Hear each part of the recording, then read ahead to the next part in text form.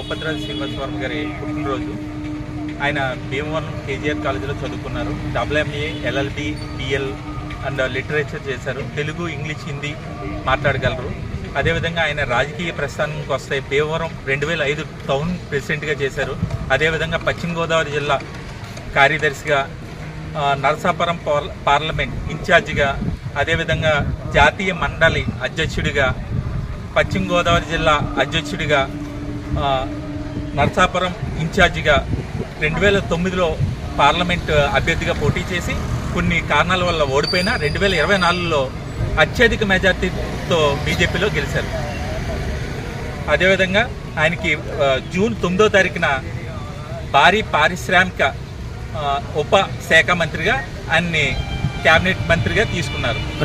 ఒక సాధారణ కౌన్సిలర్గా ఉన్న వ్యక్తి క్యాబినెట్ మంత్రిగా ఎదిగారంటే నిజంగా ఆయనకి హ్యాట్స్ ఆఫ్ చెప్పాలి.